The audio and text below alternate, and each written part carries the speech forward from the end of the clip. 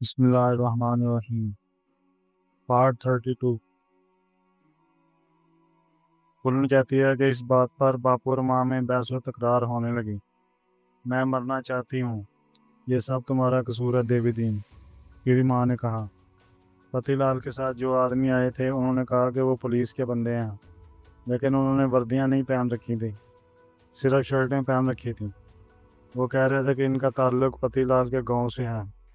انہوں نے کہا کہ وہ میرے ساتھ ساتھ میری بہن کو بھی لے جائیں گے۔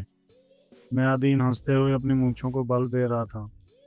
ہاں، ان کتیاؤں کے پورے جول کو لے جاؤ، یہ تمہارے گھر کی دیکھ بھال کریں گی۔ اس نے پتی لال کو آنکھ ماری۔ ان کے ماتا پتا کو بھی لے جاؤ، انہیں کام پر لگا کر اپنے اخراجات پورے کر لینا۔ مجھے اب یقین آ گیا تھا کہ ماں صحیح کہتی ہے۔ جب سے پنچایت نے یہ فیصلہ کیا تھا کہ ہوڑے کے کھیت میں سے ہم بھی اپنا حصہ لے سکتے ہیں، وہ مسلسل مجھے اپنے راستے سے ہٹانے کی کوشش میں تھا۔ اسے یہ جان کر خوشی ہو رہی تھی کہ پتی لال مجھ پر تشدد کرتا رہا ہے۔ ماں نے ہاتھ بڑھا کر مجھے کھینچ لیا اور اپنے بازو میری گردن میں حمائل کرتے ہوئے مجھے اپنے ساتھ لپٹا لیا۔ ماں نے مجھے اتنے زور سے بھینچ رکھا تھا کہ میں ڈر رہی تھی کہ وہ کہیں میرا گلا ہی نہ گھونٹ دے۔ میں کبھی اپنی بیٹی کو اس آدمی کے ساتھ نہیں بھیجوں گی، ماں نے پھنکارتے ہوئے کہا۔ اگر تم اس کی موت کے خواہش مند ہو تو میں اپنے ہاتھوں سے ابھی اور اسی وقت اس کا گلا گھونٹ دوں گی۔ وہ واقعی میرا گلا گھونٹ دے رہی تھی، لیکن ایک عورت اور کر بھی کیا سکتی تھی؟ ہمارے اس گاؤں میں ایک ماں اپنی بیٹی کو ان رکشاسوں سے بچانے کے لیے اور کیا کر سکتے تھے؟ اس میں کیا شبہ تھا کہ اس نے کتنی ہی بار مجھے بری طرح مارا تھا، لیکن میرا ہمیشہ سے وشواس تھا کہ وہ مجھے کسی بھی خطرے سے بچا سکتی ہے۔ مگر اس وقت میں نے دیکھا کوئی بھی اس کا ساتھ دینے والا نہیں ہے، اور وہ اکیلی ہے۔ وہ اس آدمی کے سامنے ناتواں اور تنہا تھی، جس کی طرف ایک نظر دیکھنے کو بھی میرا دل نہیں چاہتا تھا۔ میں نے باپو سے فریاد کی کہ ہماری مدد کریں۔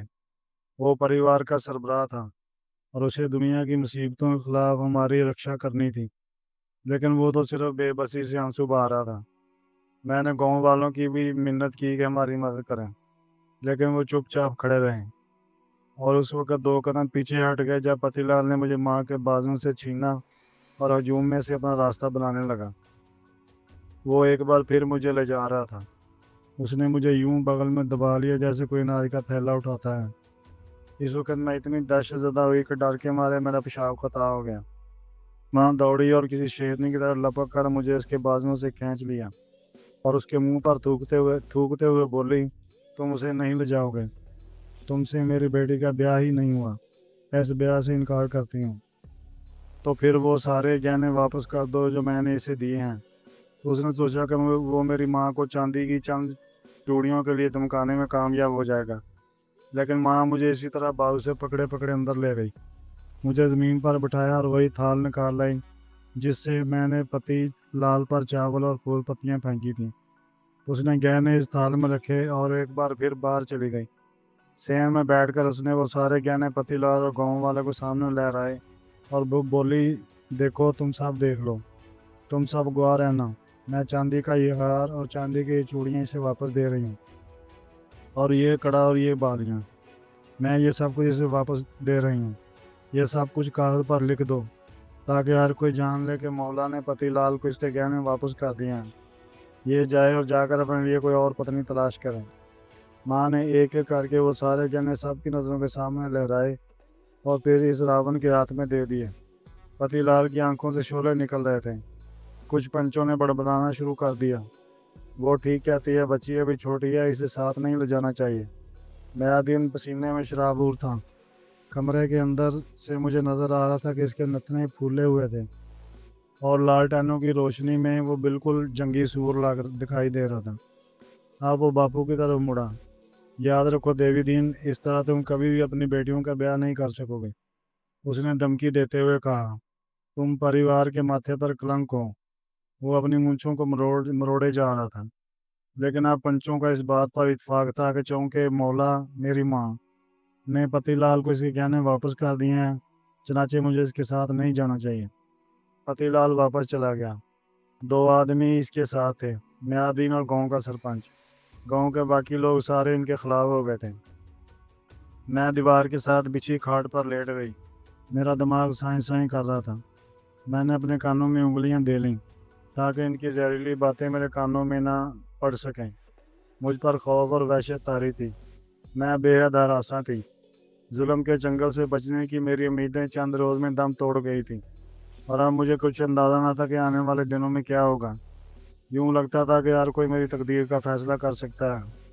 مجھے اپنے باپو کی بزدلی پر غصہ آ رہا تھا، اور میں سوچ رہی تھی کہ چاہے میں کتنی ہی طاقت حاصل کر لوں، مردوں کا اختیار اور طاقت وہ چیز تھی جو ہمیشہ میری پہنچ سے پرے ہی رہے گی۔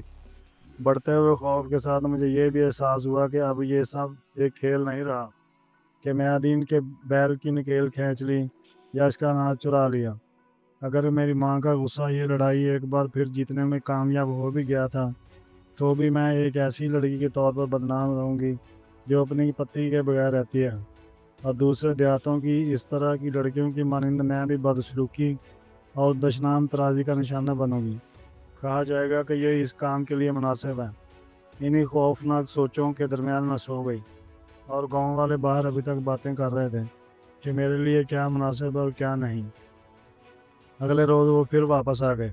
میں رسوئی کے دروازے کے پیچھے چھپ گئی۔ میں نے دیکھا کہ پتی لال نے اپنے دونوں ہاتھ اپنے کولوں پر رکھے ہوئے تھے، اور وہ اپنے دیدے کو مار رہا ہے۔ اس کی آنکھوں میں یہ مطالبہ ہے کہ اس کی پتنی کو اس کے ساتھ واپس بھیج دیا جائے۔ اب وہ اپنے ساتھ 4 پولیس والے لے کر آیا تھا۔ انہوں نے وردیاں پہن رکھی تھیں، اور وہ رائفلیں اٹھائے ہوئے تھے۔ پتی لال جو آدمی اپنے ساتھ لے کر آیا تھا، وہ آج وہ ہمراہ نہیں تھے۔ اس نے کہا کہ وہ ان پولیس والوں کو سکندرا سے اپنے پاس لے کر آیا ہے۔ ان میں سے ایک سپاہی کے کندھوں پر پھول بھی تھے۔ اس پھولوں والے سپاہی نے باپو کی کمر میں لاٹھی مارتے ہوئے کہا، تم نے اپنی بیٹی کو اغوا کرنے کی جرت کیسے کی؟ وہ خوفناک انداز میں برایا۔ ایک دوسرے سپاہی نے ماں کو بالوں سے پکڑ لیا اور کمرے کی طرف دھکا دیتے ہوئے حکم دیا کہ اپنی بیٹی کو حاضر کرو۔ ماں لڑکھڑاتی ہوئی اندر کمرے میں آئی۔ اس نے مجھے وہاں سے باہر نکالا جہاں میں چھپی ہوئی تھی، پھر مجھے شانوں سے پکڑ کر پولیس والوں کے سامنے کھڑا کر دیا۔ یہی ہے، ماں نے اکھڑتے ہوئے سانسوں کے ساتھ کہا، یہی میری بیٹی ہے پھولن دیوی۔ جاری ہے۔